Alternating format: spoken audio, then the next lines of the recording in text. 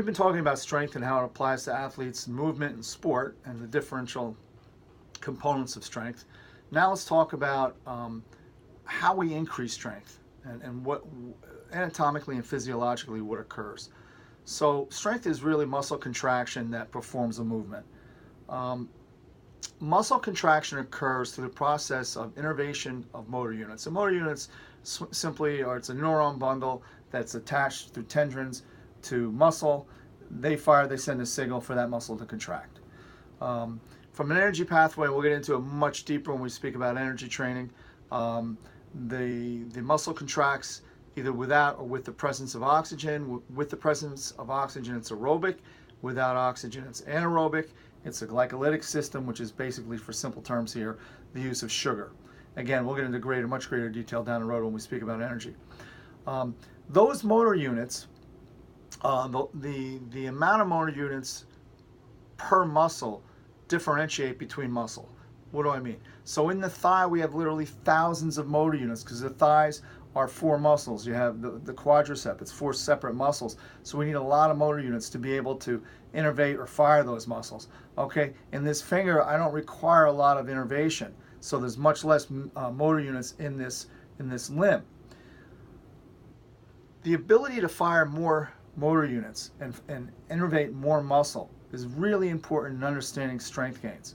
Strength gains occur through increasing muscle, through resistance. So essentially we're kind of tearing down the body, and that's where we feel that soreness the next day or 2 days later from delayed onset of muscle soreness. It's often misunderstood as it's lactic acid burning. No, that's not what it is. And again, I'll explain about what lactic or pyruvic acid is and how it relates to the energy pathways, but that's a misnomer. It's not true. The soreness is because we're actually creating microtrauma to the muscle. So the muscle's kind of torn down a bit, and then it repairs itself and gets stronger. And that's why rest is very important in understanding when you lay out a program. And again, I'll get into that a little bit later, but it's very important that you understand overtraining concepts and how to prevent it. So when you train, you cause a little bit of that microtrauma, you rest, and then there's a compensation. We call it super compensation. And when we design the programs for strength gain, strength training rather, it's not a linear line. So what do I mean by that? So we're going to go up a week, up a week, up a week in our resistance, and then we're going to go back down to week 2.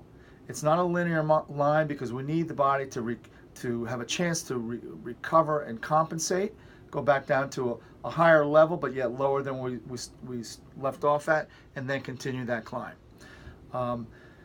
Important to all of this, and very often overlooked, is that whole motor unit notion.